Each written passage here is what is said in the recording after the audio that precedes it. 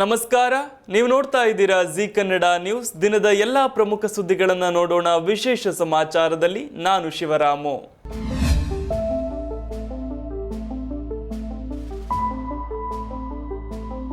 ಕರ್ನಾಟಕದಲ್ಲಿ ಅನರ್ಹ ರೇಷನ್ ಕಾರ್ಡುಗಳನ್ನು ರದ್ದು ಮಾಡಲು ರಾಜ್ಯ ಸರ್ಕಾರ ಕಠಿಣ ಕ್ರಮ ಕೈಗೊಂಡಿದೆ.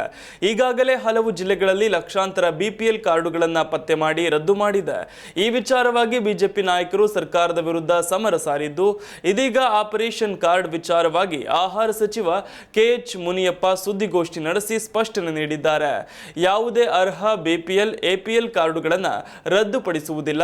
66% ಬಿಪಿಎಲ್ ಕಾರ್ಡುಗಳಲ್ಲಿ ಅನರ್ಹರನ್ನ ಮಾತ್ರ ಎಪಿಎಲ್ಗೆ ಸೇರಿಸಲಾಗಿದೆ. ತೆರಿಗೆ ಪಾವತಿದಾರರು, ಸರ್ಕಾರಿ ನೌಕರರ ಕುಟುಂಬಗಳ ಬಿಪಿಎಲ್ ಕಾರ್ಡುಗಳನ್ನು ಮಾತ್ರ ಎಪಿಎಲ್ಗೆ ಸೇರಿಸಲಾಗಿದೆ. ಅನರ್ಹ ಇರಬಹುದೆನ್ನುವ ಕಾರ್ಡುಗಳನ್ನು ಮಾತ್ರ ಅಮಾನತಿನಲ್ಲಿ ಇಡಲಾಗಿದೆ ಅಂತ ಹೇಳಿದ್ರು. ಒಂದು ವೇಳೆ ಬಿಪಿಎಲ್ಗೆ ಅರ್ಹರಿದ್ದು ಎಪಿಎಲ್ ಆಗಿದ್ರೆ ಅಂಥವರಿಗೆ ಪುನರ್ ಸ್ಥಾಪಿಸಲು ಅಧಿಕಾರಿಗಳಿಗೆ ಸೂಚನೆ ನೀಡಲಾಗಿದೆ. ಕೇಂದ್ರ ಸರ್ಕಾರದ ಮಾನದಂಡಗಳ ಪ್ರಕಾರ ಅನರ್ಹರ ಕಾರ್ಡುಗಳನ್ನು ಪರಿಷ್ಕರಿಸಲಾಗುತ್ತಿದೆ. ಇನ್ನು ರಾಜ್ಯದಲ್ಲಿ ಒಟ್ಟು 1,50,59,431 ಕಾರ್ಡ್ಗಳಿವೆ. ಅವರಲ್ಲಿ ಆದಾಯ ತೆರಿಗೆ ಹಾಗೂ ಸರ್ಕಾರಿ ನೌಕರರು ಹೊಂದಿರತಕ್ಕಂಥ ಒಟ್ಟು ಎಪಿಎಲ್ ಕಾರ್ಡು 1,02,509 ಕಾರ್ಡ್ಗಳಿವೆ. ಈ ಪೈಕಿ 8,447 ಕಾರ್ಡ್ಗಳು ಮಾತ್ರ ಅಮಾನತಾಗಿವೆ ಅಂತ ಸಚಿವರು ತಿಳಿಸಿದ್ರು. ಇನ್ನು ಆದಾಯ ತೆರಿಗೆ ಪಾವತಿ ಮಾಡುವಂತಹ 98,473 ಕಾರ್ಡ್, ಸರ್ಕಾರಿ ನೌಕರರದ್ದು 4,036 ಕಾರ್ಡ್ಗಳು. ಇದನ್ನ ಹೊರತುಪಡಿಸಿ ಬೇರೆ ಕಾರ್ಡುಗಳ ಪರಿಷ್ಕರಣೆ ಇಲ್ಲ ಅಂತ ಸಚಿವರು ತಿಳಿಸಿದ್ರು. ರಾಷ್ಟ್ರ ರಾಜಧಾನಿ ನವದೆಹಲಿಯಲ್ಲಿ ಕರ್ನಾಟಕ ಹಾಲು ಒಕ್ಕೂಟ ಕೆಎಂಎಫ್ನ ನಂದಿನಿ ಬ್ರ್ಯಾಂಡ್ ಉತ್ಪನ್ನಗಳ ಅಧಿಕೃತ ಮಾರಾಟಕ್ಕೆ ಸಿಎಂ ಸಿದ್ದರಾಮಯ್ಯ ಚಾಲನೆ ನೀಡಿದರು. ಇದರೊಂದಿಗೆ ದೇಶದ ರಾಜಧಾನಿಯಲ್ಲೂ ಕೂಡ ನಂದಿನಿ ಉತ್ಪನ್ನಗಳ ಹವಾ ಆರಂಭವಾಗಿದೆ. ಈ ಮೂಲಕ ಅಮೂಲ್ ಮತ್ತು ಮದರ್ ಡೇರಿಯಂತಹ ಪ್ರಮುಖ ಬ್ರ್ಯಾಂಡ್ಗಳ ಜೊತೆಗೆ ಕರ್ನಾಟಕದ ನಂದಿನಿ ಕೂಡ ಪೈಪೋಟಿ ಒಡ್ಡಲಿದೆ. ದೆಹಲಿಯ ಅಶೋಕ ಹೋಟೆಲ್ನಲ್ಲಿ ನಂದಿನಿ ಬ್ರ್ಯಾಂಡ್ ಉತ್ಪನ್ನಗಳ ಬಿಡುಗಡೆ ಮಾಡುವಂತಹ ಮೂಲಕ ಅಧಿಕೃತ ಮಾರಾಟಕ್ಕೆ ಚಾಲನೆ ನೀಡಲಾಯಿತು. ಸಚಿವರಾದ ಬೈರತಿ ಸುರೇಶ್, ವೆಂಕಟೇಶ್, ಚಲುವರಾಯಸ್ವಾಮಿ ಈ ಒಂದು ಕಾರ್ಯಕ್ರಮದಲ್ಲಿ ಭಾಗಿಯಾಗಿ ಸಿಎಂ ಸಿದ್ದರಾಮಯ್ಯನವರಿಗೆ ಸಾಥ್ ನೀಡಿದ್ರು. ದೆಹಲಿಯಲ್ಲಿ 3 ರಿಂದ 4 ಲಕ್ಷ ಲೀಟರ್ ಹಾಲನ್ನು ಮಾರಾಟ ಮಾಡಬೇಕು ಎಂಬ ಗುರಿ ಹಾಕಿಕೊಂಡಿದ್ದೇವೆ. ಇನ್ನು ಮುಂದೆ ದೆಹಲಿಯಲ್ಲಿ 100% ಪರಿಶುದ್ಧ ಹಾಲು ಸಿಗಲಿದೆ. ಶುದ್ಧ ಹಸುವಿನ ಹಾಲನ್ನು ದೆಹಲಿ ಜನರಿಗೆ ನೀಡುತ್ತೇವೆ ಅಂತ ಕೆಎಂಎಫ್ ಅಧ್ಯಕ್ಷ ಭೀಮಾ ನಾಯಕ್ ಹೇಳಿದ್ರು. ಅಲ್ಲದೆ ಮಹಾರಾಷ್ಟ್ರದ ಮುಂಬೈ, ನಾಗಪುರ, ಪುಣೆ ಮತ್ತು ಸೋಲಾಪುರ, ಗೋವಾ, ಹೈದರಾಬಾದ್, ಚೆನ್ನೈ ಮತ್ತು ಕೇರಳ ರಾಜ್ಯದಲ್ಲಿ ಈಗಾಗಲೇ ನಂದಿನಿ ಉತ್ಪನ್ನಗಳು ಮಾರಾಟವಾಗುತ್ತಿವೆ. ಇನ್ನು ದೆಹಲಿಗೆ ಪ್ರವೇಶಿಸುವ ಮೂಲಕ ಉತ್ತರ ಭಾರತದಲ್ಲಿ ಮಾರುಕಟ್ಟೆಯನ್ನು ಮತ್ತಷ್ಟು ವಿಸ್ತರಿಸಲು ಕೆಎಂಎಫ್ ಗುರಿ ಹೊಂದಿದೆ. ಕರ್ನಾಟಕದಾದ್ಯಂತ ಲೋಕಾಯುಕ್ತ ಅಧಿಕಾರಿಗಳು ಮತ್ತೆ ಭ್ರಷ್ಟರ ಬೇಟೆ ಚುರುಕುಗೊಳಿಸಿದ್ದಾರೆ. ಇವತ್ತು ಬೆಳ್ಳಂಬೆಳಗ್ಗೆಯೇ ಬೆಂಗಳೂರು, ಮಂಗಳೂರು, ಮಂಡ್ಯ ಸೇರಿದಂತೆ ರಾಜ್ಯದ ಹಲವೆಡೆ ಲೋಕಾಯುಕ್ತ ದಾಳಿ ನಡೆದಿದೆ. ಬೆಂಗಳೂರಿನಲ್ಲಿ ಟೌನ್ ಮತ್ತು ಕಂಟ್ರಿ ಪ್ಲಾನಿಂಗ್ ನಿರ್ದೇಶಕ ತಿಪ್ಪೇಸ್ವಾಮಿ ಮನೆ ಮೇಲೆ ಲೋಕಾಯುಕ್ತ ಅಧಿಕಾರಿಗಳು ದಾಳಿ ನಡೆಸಿದ್ದಾರೆ. ಕಳಂಕಿತ ಭ್ರಷ್ಟ ಅಧಿಕಾರಿಗಳ ನಿವಾಸದ ಮೇಲೆ ಲೋಕಾಯುಕ್ತ ಪೊಲೀಸ್ ಅಧಿಕಾರಿಗಳು ದಾಳಿ ನಡೆಸಿದ್ದಾರೆ. ಭ್ರಷ್ಟಾಚಾರ ಆರೋಪ ಕೇಳಿಬಂದ ಹಿನ್ನೆಲೆಯಲ್ಲಿ 4 ಅಧಿಕಾರಿಗಳ ನಿವಾಸ ಹಾಗೆ ಅವರಿಗೆ ಸಂಬಂಧಪಟ್ಟಂತಹ ಎಲ್ಲ ವಿವಿಧ ಸ್ಥಳಗಳಿಗೆ ತೆರಳಿ ದಾಳಿ ನಡೆಸಿದ್ದಾರೆ. ಬೆಂಗಳೂರಿನ town and planning director Thippeswamy ನಿವಾಸದ ಮೇಲೂ ಕೂಡ ಅಧಿಕಾರಿಗಳು ದಾಳಿ ನಡೆಸಿದ್ದಾರೆ. ಗಿರಿನಗರದ 4ನೇ ಫೇಸ್ ವಿಶ್ವೇಶ್ವರಯ್ಯ ರಸ್ತೆ ಬಳಿ ಇರುವ ಬಂಗಲೆ ಮೇಲೆ ಎಸ್ಪಿ ಶ್ರೀನಾಥ್ ಜೋಶಿ ನೇತೃತ್ವದ ಅಧಿಕಾರಿಗಳ ತಂಡ ದಾಳಿ ನಡೆಸಿದೆ.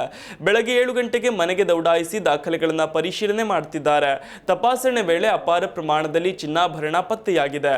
ಬೆನ್ನಲ್ಲೇ ಲೋಕಾಯುಕ್ತ ಅಧಿಕಾರಿಗಳು ಅವುಗಳ ಮೌಲ್ಯಮಾಪನ ಮಾಡೋದಕ್ಕಂತ ಅಕ್ಕ ಸಾಲಿಗರನ್ನ ಕರೆಸಿದ್ದಾರೆ. ದಾಳಿ ವೇಳೆ ತಿಪ್ಪೇಸ್ವಾಮಿ ಮಗಳು ಕಾಲೇಜಿಗೆ ಹೋಗಲು ಸಿದ್ಧರಾಗ್ತಿದ್ರು. ಆಗ ಅವರ ಕಾಲೇಜು ಬ್ಯಾಗ್ ಪರಿಶೀಲನೆ ಮಾಡಿ ಸ್ಕೂಟರ್ ರೀಡಿಂಗ್ ಮೀಟರ್ ಫೋಟೋ ತೆಗೆದುಕೊಂಡು ಹೊರಗಡೆ ಕಳುಹಿಸಿಕೊಟ್ಟಿದ್ದಾರೆ ಎನ್ನಲಾಗಿದೆ. ಬೆಂಗಳೂರಿನಲ್ಲಿ ಅಬಕಾರಿ ಇಲಾಖೆ ಎಸ್ಪಿ ಮೋಹನ್ ಮನೆ ಮೇಲೆಯೂ ಲೋಕಾಯುಕ್ತ ರೇಡ್ ನಡೆದಿದೆ. ಕಾವೇರಿ ನೀರಾವರಿ ನಿಗಮ ಎಂಡಿ ಮಹೇಶ್ ಸಂಬಂಧಿಕರ ಮನೆ ಮೇಲೂ ಕೂಡ ದಾಳಿ ಮಾಡಲಾಗಿದೆ. ಮಂಡ್ಯ ಜಿಲ್ಲೆ ಮಳವಳ್ಳಿಯಲ್ಲಿ ಮಹೇಶ್ ಮನೆ, ಸಂಬಂಧಿಕರ ಮನೆ ಮೇಲೆ ದಾಳಿ ನಡೆದಿದೆ. ಬೆಂಗಳೂರಿನಲ್ಲಿ ಗಣಿ ಮತ್ತು ಭೂವಿಜ್ಞಾನ ಇಲಾಖೆ ಅಧಿಕಾರಿ ಎಂಸಿ ಕೃಷ್ಣವೇಣಿ ಮನೆ ಮೇಲೆ ದಾಳಿ ನಡೆದಿದೆ. ಸದ್ಯ ಕೃಷ್ಣವೇಣಿ ಮಂಗಳೂರಿಗೆ ವರ್ಗವಾಗಿದ್ದು ಅಲ್ಲಿಯೂ ಅವರ ಮನೆ ಮೇಲೆ ದಾಳಿ ನಡೆದಿದೆ. ಅವರ ಸಂಬಂಧಿಕರ ಮನೆಗಳ ಮೇಲೂ ದಾಳಿ ನಡೆಸಲಾಗಿದೆ. ಕೃಷ್ಣವೇಣಿ ಅವರ ಮಂಗಳೂರಿನ ವೆಲೆನ್ಸಿಯಾದ ಮನೆ ಹಾಗೂ ಕಚೇರಿಗೆ ದಾಳಿ ನಡೆಸಿರುವ ಅಧಿಕಾರಿಗಳು ದಾಖಲೆಗಳ ಪರಿಶೀಲನೆ ನಡೆಸುತ್ತಿದ್ದಾರೆ. ಕೃಷ್ಣವೇಣಿ 2 ತಿಂಗಳ ಹಿಂದೆಯಷ್ಟೇ ವರ್ಗಾವಣೆಯಾಗಿ ಮಂಗಳೂರಿಗೆ ಬಂದಿದ್ದಾರೆ. ಇವರು ಈ ಹಿಂದೆ ಚಿಕ್ಕಬಳ್ಳಾಪುರದಲ್ಲಿ ಗಣಿ ಇಲಾಖೆ ಅಧಿಕಾರಿಯಾಗಿದ್ರು. ಚಿಕ್ಕಬಳ್ಳಾಪುರದಲ್ಲಿ ಕೃಷ್ಣವೇಣಿ ವಿರುದ್ಧ ದೂರು ದಾಖಲಾದ ಹಿನ್ನೆಲೆ ಈ ದಾಳಿ ನಡೆದಿದೆ. ಮಂಗಳೂರು ಲೋಕಾಯುಕ್ತ ಎಸ್ಪಿ ನಟರಾಜ್ ನೇತೃತ್ವದಲ್ಲಿ ದಾಳಿ ನಡೆದಿದೆ. ಮಂಗಳೂರಿನ ವೆಲೆನ್ಸಿಯಾ ಬಳಿಯ ಫ್ರೆಡ್ ರೋಸ್ ಎನ್ಕಲೇವ್ ಅಪಾರ್ಟ್ಮೆಂಟ್ಗೆ ಬೆಳ್ಳಂ ಬೆಳಗ್ಗೆಯೇ 3 ವಾಹನಗಳಲ್ಲಿ ಆಗಮಿಸಿದಂತಹ ಲೋಕಾಯುಕ್ತ ಅಧಿಕಾರಿಗಳು ದಾಳಿ ನಡೆಸಿದ್ರು. ಇನ್ನು ಮಂಗಳೂರು ಹಾಗೆಯೇ ಚಿಕ್ಕಬಳ್ಳಾಪುರ ಲೋಕಾಯುಕ್ತ ಅಧಿಕಾರಿಗಳ ತಂಡ ಜಂಟಿಯಾಗಿ ಈ ಒಂದು ಕಾರ್ಯಾಚರಣೆಯನ್ನ ನಡೆಸಿದೆ. ಮಲ್ಲಿಕಟ್ಟೆ ಬಳಿಯ ಕಚೇರಿಗೂ ಲೋಕಾಯುಕ್ತ ಎಂಟ್ರಿ ಕೊಟ್ಟಿದೆ. ಇನ್ನು ಮಂಡ್ಯದಲ್ಲಿ ಲೋಕಾಯುಕ್ತ ಎಸ್ಪಿ ಸುರೇಶ್ ಬಾಬು ಅವರ ನೇತೃತ್ವದಲ್ಲಿ ಕಾರ್ಯಾಚರಣೆ ನಡೆಸಲಾಗಿದ್ದು, ಕಾವೇರಿ ನೀರಾವರಿ ನಿಗಮದ ಎಂಡಿ ಮಹೇಶ್ ಮನೆಗಳ ಮೇಲೆ ದಾಳಿ ಮಾಡಲಾಗಿದೆ. ಒಟ್ಟು 7 ಕಡೆಗಳಲ್ಲಿ ಲೋಕಾಯುಕ್ತ ಅಧಿಕಾರಿಗಳು ದಾಳಿ ನಡೆಸಿದ್ದಾರೆ. ಪ್ರಸಿದ್ಧ ಮಲೆಮಹದೇಶ್ವರ ಸ್ವಾಮಿ ದೇವಸ್ಥಾನದ ಹುಂಡಿ ಹಣ ಎಣಿಕೆ ಮಾಡಲಾಗಿದ್ದು, ಕೇವಲ 27 ದಿನಗಳಲ್ಲೇ ಬರೋಬ್ಬರಿ 2.5 ಕೋಟಿ ರೂಪಾಯಿ ಹಣ ಸಂಗ್ರಹಗೊಂಡಿದೆ. ದೀಪಾವಳಿ ಜಾತ್ರೆ, ಕಾರ್ತಿಕ ಮಾಸದ ಹಿನ್ನೆಲೆ ಭಕ್ತರು ಅಪಾರ ಸಂಖ್ಯೆಯಲ್ಲಿ ಮಾದಪ್ಪನ ದರ್ಶನ ಪಡೆದು ಕಾಣಿಕೆ ನೀಡಿದ್ದಾರೆ. ಅದರಂತೆ ಕೇವಲ 27 ದಿನಗಳಲ್ಲಿ 2,43,65,775 ರೂಪಾಯಿ ಹಣ ಸಂಗ್ರಹವಾಗಿದೆ. ಅಲ್ಲದೆ 62 ಗ್ರಾಂ ಚಿನ್ನ, 2.5 ಕೆಜಿ ಬೆಳ್ಳಿ ಆಭರಣಗಳನ್ನು ಭಕ್ತರು ಮಾದಪ್ಪನಿಗೆ ಅರ್ಪಿಸಿದ್ದಾರೆ. ಕರ್ನಾಟಕದ ಹಲವು ಜಿಲ್ಲೆಗಳಲ್ಲಿ ನವೆಂಬರ್ 27ರಿಂದ ಮತ್ತೆ ಮಳೆಯಾಗಲಿದೆ ಅಂತ ಹವಾಮಾನ ಇಲಾಖೆ ಮುನ್ಸೂಚನೆ ನೀಡಿದೆ. ಅದರಂತೆ ಬೆಂಗಳೂರು ಗ್ರಾಮಾಂತರ, ಬೆಂಗಳೂರು ನಗರ, ಚಾಮರಾಜನಗರ, ಚಿಕ್ಕಮಗಳೂರು, ಚಿತ್ರದುರ್ಗ, ಹಾಸನ, ಕೊಡಗು, ಕೋಲಾರ, ಮಂಡ್ಯ, ಮೈಸೂರು, ರಾಮನಗರ, ತುಮಕೂರಿನಲ್ಲಿ ಮಳೆಯಾಗಲಿದೆ. ಇನ್ನು ದಕ್ಷಿಣ ಅಂಡಮಾನ್ನಲ್ಲಿ ಇವತ್ತು ಚಂಡಮಾರುತ ಪರಿಚಲನೆ ಉಂಟಾಗಲಿದೆ. 2 ದಿನಗಳಲ್ಲಿ ಬಂಗಾಳ ಕೊಲ್ಲಿಯಲ್ಲಿ ವಾಯುಭಾರ ಕುಸಿತ ಉಂಟಾಗಲಿದೆ. ಇನ್ನು ಕಾರವಾರದಲ್ಲಿ 35.8 ಡಿಗ್ರಿ ಸೆಲ್ಸಿಯಸ್ ಅತ್ಯಂತ ಗರಿಷ್ಠ ಉಷ್ಣಾಂಶ, ಬೀದರ್ ಹಾಗೂ ವಿಜಯಪುರದಲ್ಲಿ 12.5 ಡಿಗ್ರಿ ಸೆಲ್ಸಿಯಸ್ ಅತ್ಯಂತ ಕನಿಷ್ಠ ಉಷ್ಣಾಂಶ ದಾಖಲಾಗಿದೆ. ಬೆಂಗಳೂರಿನಲ್ಲಿ ಮೋಡ ಕವಿದ ವಾತಾವರಣ ನಿರ್ಮಾಣವಾಗಿದೆ.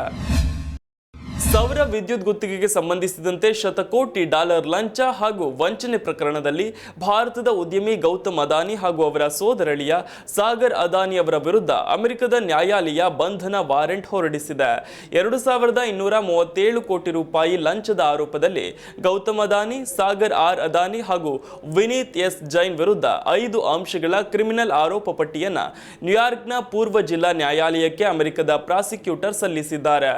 ಭಾರತದಲ್ಲಿ ಬೃಹತ್ ಸೌರ ವಿದ್ಯುತ್ ಉತ್ಪಾದನಾ ಘಟಕ ಸ್ಥಾಪನೆಗಾಗಿ ಮುಂದಿನ 20 ವರ್ಷಗಳಲ್ಲಿ 200 ಕೋಟಿ ಅಮೆರಿಕನ್ ಡಾಲರ್ ಹೂಡಿಕೆ ಆಕರ್ಷಿಸಲು ಭಾರತದ ಸರ್ಕಾರಿ ಅಧಿಕಾರಿಗಳಿಗೆ ಲಂಚ ನೀಡಿದ ಹಾಗೂ ಅಮೆರಿಕ ಒಳಗೊಂಡಂತೆ ವಿದೇಶಿ ಹೂಡಿಕೆದಾರರಿಗೆ ತಪ್ಪು ಮಾಹಿತಿ ನೀಡಿದ ಆರೋಪವು ಇವರ ಮೇಲಿದೆ. ನ್ಯಾಯಾಲಯದ ಆದೇಶದ ಬೆನ್ನಲ್ಲೇ 5,000 ಕೋಟಿ ಸಂಗ್ರಹಿಸುವ ಬಾಂಡ್ ಬಿಡುಗಡೆ ಮಾಡುವ ಪ್ರಸ್ತಾವನೆಯಿಂದ ಅದಾನಿ ಗ್ರೀನ್ ಕಂಪನಿ ಹಿಂದೆ ಸರಿದಿದೆ ಅಂತ ವರದಿಯಾಗಿದೆ. ಇದೇ ಪ್ರಕರಣಕ್ಕೆ ಸಂಬಂಧಿಸಿದಂತೆ ನ್ಯೂಯಾರ್ಕ್ ಸ್ಟಾಕ್ ಎಕ್ಸ್ಚೇಂಜ್ನಲ್ಲಿ ವ್ಯವಹಾರ ನಡೆಸಿದ್ದ ಕಂಪನಿಯ ಮಾಜಿ ಅಧಿಕಾರಿಗಳಾದ ರಂಜಿತ್ ಗುಪ್ತಾ ಹಾಗೂ ರೂಪೇಶ್ ಅಗರ್ವಾಲ್, ಹಾಗೆಯೇ ಕೆನಡಾ ಮೂಲದ ಹೂಡಿಕೆದಾರರಾದ ದೀಪಕ್ ಮಲ್ಹೋತ್ರಾ ಹಾಗೆಯೇ ಸೌರಭ್ ಅಗರ್ವಾಲ್ ಅವರು ಲಂಚ ನೀಡಿರುವುದು ವಿದೇಶಿ ಭ್ರಷ್ಟ ಕಾರ್ಯಾಚರಣೆ ಕಾಯ್ದೆಯಡಿ ಅಪರಾಧವಾಗಿದೆ ಅಂತಲೂ ದೋಷಾರೋಪ ಪಟ್ಟಿಯಲ್ಲಿ ಹೇಳಲಾಗಿದೆ. ಇನ್ನು ಆರೋಪಿಗಳಾದ ಗೌತಮ್ ಎಸ್ ಅದಾನಿ, ಸಾಗರ್ ಆರ್ ಅದಾನಿ ಹಾಗೂ ವಿನೀತ್ ಎಸ್ ಜೈನ್ ಅವರು ಬಿಲಿಯನ್ ಗಟ್ಟಲೆ ಡಾಲರ್ ಮೌಲ್ಯದ ಗುತ್ತಿಗೆ ಪಡೆಯಲು ಭಾರತದ ಸರ್ಕಾರಿ ಅಧಿಕಾರಿಗಳಿಗೆ ಲಂಚವನ್ನು ನೀಡುವ ಮೂಲಕ ಸಂಚು ರೂಪಿಸಿದ್ದಾರೆ. ಆ ಮೂಲಕ ಅಮೆರಿಕ ಮತ್ತು ಅಂತಾರಾಷ್ಟ್ರೀಯ ಹೂಡಿಕೆದಾರರಿಂದ ಬಂಡವಾಳ ಪಡೆಯುವ ಸಂಚು ಹೊಂದಿದ್ದರು ಅಂತ ಅಮೆರಿಕದ ಅಟಾರ್ನಿ ಜನರಲ್ ಬ್ರಾನ್ ಪೀಸ್ ಹೇಳಿದ್ದಾರೆ. ತೀವ್ರ ವಾಯು ಮಾಲಿನ್ಯದಿಂದಾಗಿ ರಾಷ್ಟ್ರ ರಾಜಧಾನಿ ದೆಹಲಿ ಉಸಿರುಗಟ್ಟಿಸುವುದನ್ನು ತಡೆಯಲು ದೆಹಲಿ ಸರ್ಕಾರ 50% ಉದ್ಯೋಗಿಗಳಿಗೆ ಮನೆಯಿಂದ ಕೆಲಸ ಮಾಡುವಂತೆ ಸೂಚಿಸಿದೆ. ಪರಿಸರ ಸಚಿವ ಗೋಪಾಲ್ ರೈ ಅವರು ಈ ಕುರಿತು ಎಕ್ಸ್ನಲ್ಲಿ ಪೋಸ್ಟ್ ಮಾಡಿದ್ದು, ಮಾಲಿನ್ಯವನ್ನು ಕಡಿಮೆ ಮಾಡಲು ದೆಹಲಿ ಸರ್ಕಾರವು ಸರ್ಕಾರಿ ನೌಕರರು ಮನೆಯಿಂದಲೇ ಕೆಲಸ ಮಾಡಲು ನಿರ್ಧಾರ ತೆಗೆದುಕೊಂಡಿದೆ. 50% ಉದ್ಯೋಗಿಗಳು ಮನೆಯಿಂದಲೇ ಕೆಲಸ ಮಾಡುತ್ತಾರೆ. ಅದರ ಅನುಷ್ಠಾನಕ್ಕಾಗಿ ಅಧಿಕಾರಿಗಳು ಇಂದು ಸಚಿವಾಲಯದಲ್ಲಿ ಸಭೆ ನಡೆಸಿದ್ರು ಅಂತ ತಿಳಿಸಿದ್ದಾರೆ. ಇನ್ನು ಮನೆಯಿಂದ ಕೆಲಸ ಮತ್ತು ಸಮ ಬೆಸ ನಿಯಮವನ್ನ ಸರ್ಕಾರ ಶೀಘ್ರದಲ್ಲೇ ನಿರ್ಧರಿಸುತ್ತೆ ಅಂತಲೂ ಕೂಡ ಸಚಿವರಾದಂತಹ ಗೋಪಾಲ್ ರೈ ಹೇಳಿದ 1 ದಿನದ ನಂತರ ಈ ಘೋಷಣೆ ಹೊರಬಿದ್ದಿದೆ. ಖಾಸಗಿ ವಲಯದ ಕಚೇರಿಗಳು ಅರ್ಧದಷ್ಟು ಸಿಬ್ಬಂದಿಯ ಜೊತೆಗೆ ಕಾರ್ಯನಿರ್ವಹಿಸುವಂತೆ ಸಚಿವರು ಸಲಹೆ ನೀಡಿದ್ದಾರೆ. ದೆಹಲಿಯಲ್ಲಿರುವ ಖಾಸಗಿ ಕಚೇರಿಗಳು ತಮ್ಮ 50% ಉದ್ಯೋಗಿಗಳಿಗೆ ಮನೆಯಿಂದಲೇ ಕೆಲಸ ಮಾಡಲು ಸೂಚಿಸಬೇಕು. ಅದಕ್ಕೆ ಸಂಬಂಧಿಸಿದ ನಿರ್ದೇಶನಗಳನ್ನು ಅನುಷ್ಠಾನಕ್ಕೆ ತರಲಾಗುವುದು ಅಂತ ದೆಹಲಿ ಸಚಿವಾಲಯದಲ್ಲಿ ಅಧಿಕಾರಿಗಳ ಜೊತೆಗೆ ನಡೆದ ಸಭೆಯ ನಂತರ ಸಚಿವ ರೈ ತಿಳಿಸಿದ್ದಾರೆ. ಉತ್ತರ ಪ್ರದೇಶದ ವಾರಣಾಸಿಯಲ್ಲೊಂದು ವಿಚಿತ್ರ ಘಟನೆ ನಡೆದಿದೆ. ಮಂಗವೊಂದು ಬಿಲ್ಡಿಂಗ್ನಿಂದ ಐಷಾರಾಮಿ ಕಾರಿನ ಸನ್ರೂಫ್ ಮೇಲೆ ಜಿಗಿದು ಅದನ್ನ ಪುಡಿ ಪುಡಿ ಮಾಡಿದೆ. ಮಂಗ ಹೀಗೆ ಜಿಗಿದ ವಿಡಿಯೋ ಸಿಸಿ ಕ್ಯಾಮೆರಾದಲ್ಲಿ ಸೆರೆಯಾಗಿದೆ. ಅದು ಜಿಗಿದ ರಭಸ ನೋಡಿದ್ರೆ ಮಂಗನಿಗೆ ಏನೋ ದೊಡ್ಡ ಗಾಯವೇ ಆಗಿದೆ ಅಂತ ಭಾವಿಸಲಾಗಿತ್ತು. ಸನ್ರೂಫ್ ಮುರಿದ ಹೊಡೆತಕ್ಕೆ ಕಾರಿನೊಳಕ್ಕೆ ಹೋಗಿ ಬಿದ್ದ ಮಂಗ ಆಮೇಲೆ ನಿರಾಯಾಸವಾಗಿ ಆಚೆ ಬಂದು ಓಡಿ ಹೋಗಿದೆ. ಕಟ್ಟಡದ ಪಕ್ಕದಲ್ಲಿ ಪಾರ್ಕ್ ಮಾಡಿದ್ದ ಕಾರಿನ ಮೇಲೆ ಮಂಗ ಜಿಗಿದಿದೆ. ಏನಾಯ್ತು ಅಂತ ನೋಡುವಷ್ಟರಲ್ಲೇ ಏನೂ ಆಗೇ ಇಲ್ಲವೇನೋ ಅನ್ನೋ ಲೆಕ್ಕದಲ್ಲಿ ಕೋತಿ ಆಚೆ ಬಂದು ಓಡೋಡಿ ಹೋಗಿದೆ. ಈ ಘಟನೆ ವಾರಣಾಸಿಯ ವಿಶ್ವೇಶ್ವರಗಂಜ್ನಲ್ಲಿ ನಡೆದಿದೆ. ಉತ್ತರ ಪ್ರದೇಶದ ಸಿದ್ಧಾರ್ಥ ನಗರದಲ್ಲಿ ಒಂದು ಅದ್ದೂರಿಯಾದ ಮದುವೆ ಸಮಾರಂಭ ನಡೆದಿದೆ. ಈ ಮದುವೆಗೆ ಬಂದ ಅತಿಥಿಗಳು ಅದೆಷ್ಟು ಖುಷಿಯಲ್ಲಿ ತೇಲಾಡಿದ್ದಾರೆ ಅಂದ್ರೆ ಅವರಿಗೆ ದುಡ್ಡು ಅನ್ನೋದು ಲೆಕ್ಕವೇ ಇಲ್ಲ. ಅಷ್ಟೇ ಸಂತೋಷದಲ್ಲಿ ದುಡ್ಡಿನ ಮಳೆಗೈದಿದ್ದಾರೆ. ಸೋಷಿಯಲ್ ಮೀಡಿಯಾದಲ್ಲಿ ಈ ಕುರಿತಂತಹ ನೋಟಿನ ಮಳೆ ಸುರಿದಿರುವ ವಿಡಿಯೋ ವೈರಲ್ ಆಗ್ತಿದೆ. ಬಿಲ್ಡಿಂಗ್ ಮೇಲೆ ಹತ್ತಿರುವ ಜನರು 100, 200, 500 ರೂಪಾಯಿ ನೋಟುಗಳನ್ನ ಬೇಕಾಬಿಟ್ಟಿಯಾಗಿ ಚೆಲ್ಲಿದ್ದಾರೆ. ಬಿಲ್ಡಿಂಗ್ ಮೇಲಿಂದ ಗರಿಗರಿ ನೋಟುಗಳನ್ನ ಸಂತೋಷದಿಂದಲೇ ಬಿಸಾಡಲಾಗಿದೆ. ಕೆಳಗಿದ್ದ ಜನರಂತೂ ಸಿಕ್ಕಿದ್ದೇ ಸೀರುಂಡೆ ಅನ್ನೋ ರೀತಿ ಹಾರಿಕೊಂಡು ಬಂದ ನೋಟುಗಳನ್ನ ಕ್ಯಾಚ್ ಹಿಡಿದಿದ್ದಾರೆ. ಕೈಗೆ ಸಿಕ್ಕಷ್ಟು ನೋಟುಗಳನ್ನ ಜೇಬಿಗೆ ಇಳಿಸಿಕೊಂಡು ಅಲ್ಲಿಂದ ಕಾಲ್ ಕಿತ್ತಿದ್ದಾರೆ. ಈ ವಿಡಿಯೋ ನೋಡಿದಂತಹ ನೆಟ್ಟಿಗರು ಇದಕ್ಕೆ ಆಕ್ಷೇಪ ವ್ಯಕ್ತಪಡಿಸುತ್ತಿದ್ದು ಟೀಕಿಸುತ್ತಿದ್ದಾರೆ. ಇತ್ತೀಚೆಗೆ ಯೂಟ್ಯೂಬರ್ ಸಂಖ್ಯೆ ಹೆಚ್ಚಿದೆ. ಎಲ್ಲರೂ ಯೂಟ್ಯೂಬ್ ಮಾಡಿಕೊಂಡು ಸಿನಿಮಾ ವಿಮರ್ಶೆ ಮಾಡ್ತಿದ್ದಾರೆ. ಇದರ ಜೊತೆಗೆ ಮೈಕ್ ಹಿಡಿದು ಥಿಯೇಟರ್ನಿಂದ ಹೊರಬರುವ ಪ್ರೇಕ್ಷಕರಿಗೆ ಪ್ರಶ್ನೆ ಮಾಡುತ್ತಿದ್ದಾರೆ. ಪ್ರೇಕ್ಷಕರು ತಮಗೆ ಅನಿಸಿದ್ದನ್ನು ಹೇಳುತ್ತಾರೆ. ಇದು ಸಿನಿಮಾ ಕಲೆಕ್ಷನ್ ಮೇಲೆ ಪ್ರಭಾವ ಬೀರುತ್ತಿದೆ. ಇದನ್ನು ಗಮನದಲ್ಲಿ ಇಟ್ಟುಕೊಂಡು ಮಹತ್ವದ ನಿರ್ಧಾರವನ್ನ ತೆಗೆದುಕೊಳ್ಳಲಾಗಿದೆ. ವಿಮರ್ಶೆ ಎಂದರೆ ಸಿನಿಮಾ ಬಗ್ಗೆ ಸಂಪೂರ್ಣ ವಿವರ ಇರಬೇಕು. ಆದರೆ ಇಲ್ಲಿ ಆ ರೀತಿ ಆಗೋದಿಲ್ಲ. ಸಿನಿಮಾ ಚೆನ್ನಾಗಿದೆ ಅಥವಾ ಚೆನ್ನಾಗಿಲ್ಲ ಅಂತ ಅಷ್ಟೇ ಹೇಳಲಾಗುತ್ತೆ. ಈ ರೀತಿಯ ವಿಮರ್ಶೆಗಳಿಂದಲೇ ಕಂಗುವಾ ಹಾಗೂ ವೆಟ್ಟಯ್ಯಾನ್ ಸಿನಿಮಾ ಹಿನ್ನಡೆ ಅನುಭವಿಸಿತು ಅಂತ ಕೆಲವರು ಅಭಿಪ್ರಾಯವನ್ನ ಹೊರಹಾಕಿದ್ದಾರೆ. ಈ ಕಾರಣಕ್ಕೆ ತಮಿಳು ನಿರ್ಮಾಪಕರ ಸಂಘದವರು ಥಿಯೇಟರ್ ಮುಂಭಾಗದಲ್ಲಿ ಸಿನಿಮಾ ವಿಮರ್ಶೆ ಮಾಡೋದನ್ನ ಬ್ಯಾನ್ ಮಾಡಿದ್ದಾರೆ. ಇದರಿಂದಾಗಿ ಯೂಟ್ಯೂಬರ್ ಆಕ್ರೋಶ ಹೊರಹಾಕಿದ್ದಾರೆ. ಇದರ ಪ್ರಕಾರ ಯಾರು ಕೂಡ ಥಿಯೇಟರ್ ಬಳಿ ಮೈಕ್ ಹಿಡಿದು ಬರುವಂತಿಲ್ಲ. ಈ ರೀತಿಯ ವಿಮರ್ಶೆಗಳು ಸಿನಿಮಾಗೆ ತೊಂದರೆ ಮಾಡುತ್ತವೆ. ಈ ಕಾರಣಕ್ಕೆ ಬ್ಯಾನ್ ಮಾಡಲಾಗಿದೆ ಅನ್ನುವಂತಹ ಅಭಿಪ್ರಾಯವನ್ನ ನಿರ್ಮಾಪಕರ ಕೌನ್ಸಿಲ್ ನೀಡಿದೆ. ಇದಕ್ಕೆ ಯೂಟ್ಯೂಬರ್ಗಳು ವಿರೋಧ ಹೊರಹಾಕಿದ್ದಾರೆ. ಕಿಂಗ್ ಆಫ್ ಕ್ಲೇ ಎಂದೇ ಜನಪ್ರಿಯವಾಗಿರುವ ಸ್ಪೇನ್ನ ಟೆನ್ನಿಸ್ ದಿಗ್ಗಜ ರಫೇಲ್ ನಡಾಲ್ ಸೋಲಿನೊಂದಿಗೆ ಟೆನ್ನಿಸ್ ವೃತ್ತಿ ಜೀವನಕ್ಕೆ ವಿದಾಯ ಹೇಳಿದ್ದಾರೆ. ಈ ಮೊದಲೇ ಘೋಷಿಸಿದಂತೆ ಡೇವಿಸ್ ಕಪ್ನಲ್ಲಿ ಸ್ಪೇನ್ ತಂಡವನ್ನ ಕೊನೆಯ ಬಾರಿ ರಫೇಲ್ ನಡಾಲ್ ಪ್ರತಿನಿಧಿಸಿದ್ದಾರೆ. ಕೊನೆಯ ಸಿಂಗಲ್ಸ್ನಲ್ಲಿ ನೆದರ್ಲೆಂಡ್ಸ್ನ ಬೋಟಿಕ್ ವ್ಯಾನ್ ಡೆ ಜಾನ್ಸ್ಕಲ್ ವಿರುದ್ಧ ನಡಾಲ್ 6-4, 6-4 ಅಂತದಲ್ಲಿ ಸೋಲು ಅನುಭವಿಸಿದ್ರು. ಇದರೊಂದಿಗೆ ಡೇವಿಸ್ ಕಪ್ ಕ್ವಾರ್ಟರ್ ಫೈನಲ್ನಲ್ಲಿ ಸೋಲನ್ನು ಅನುಭವಿಸಿರೋ ಸ್ಪೇನ್ ಹೋರಾಟವೂ ಅಂತ್ಯವಾಯಿತು. ಮತ್ತೊಂದು ಸಿಂಗಲ್ಸ್ನಲ್ಲಿ ಕಾರ್ಲೋಸ್ ಅಲ್ಕರಾಜ್ ಗೆದ್ದರು. ಡಬಲ್ಸ್ನಲ್ಲಿ ಸೋತಿರೋದು ಸ್ಪೇನ್ಗೆ ಹಿನ್ನಡೆಯಾಗಿ ಪರಿಣಮಿಸಿತು. ಪರಿಣಾಮ 1-2 ಅಂತರದಲ್ಲಿ ಪರಾಭವಗೊಂಡಿತ್ತು. ಈ ವೇಳೆ ನಡಾಲ್ ಭಾವುಕರಾಗಿ ಕಂಡುಬಂದರು. ಟೆನ್ನಿಸ್ಗೆ ವಿದಾಯ ಹೇಳಿರುವ ನಡಾಲ್ ಅವರನ್ನ ಸಾಮಾಜಿಕ ಮಾಧ್ಯಮಗಳಲ್ಲಿ ಅಭಿಮಾನಿಗಳು, ಕ್ರೀಡಾಭಿಮಾನಿಗಳು ಕೊಂಡಾಡಿದ್ದಾರೆ. 23 ವರ್ಷಗಳ ಟೆನ್ನಿಸ್ ಬದುಕಿನಲ್ಲಿ ನಡಾಲ್ 22 ಗ್ರ್ಯಾಂಡ್ ಸ್ಲಾಮ್ ಪ್ರಶಸ್ತಿಗಳನ್ನು ಗೆದ್ದಿದ್ದಾರೆ. ಈ ಪೈಕಿ 14 ಫ್ರೆಂಚ್ ಓಪನ್ ಸಿಂಗಲ್ಸ್ ಪ್ರಶಸ್ತಿಗಳನ್ನು ಮುಡಿಗೇರಿಸಿಕೊಂಡಿದ್ದಾರೆ. ಈ ಮೊದಲು ಸತತ ಗಾಯದ ಸಮಸ್ಯೆ ಹಿನ್ನೆಲೆ 38 ವರ್ಷದ ನಡಾಲ್ ನಿವೃತ್ತಿ ನಿರ್ಧಾರ ಪ್ರಕಟಿಸಿದ್ರು. ಇದಿಷ್ಟು ಈವರೆಗಿನ ಪ್ರಮುಖ ಸುದ್ದಿ. ನೋಡ್ತಾ ಇರಿ ಜಿ ಕನ್ನಡ ನ್ಯೂಸ್, ಸತ್ಯವೇ ಸುದ್ದಿಯ ಜೀವಾಳ.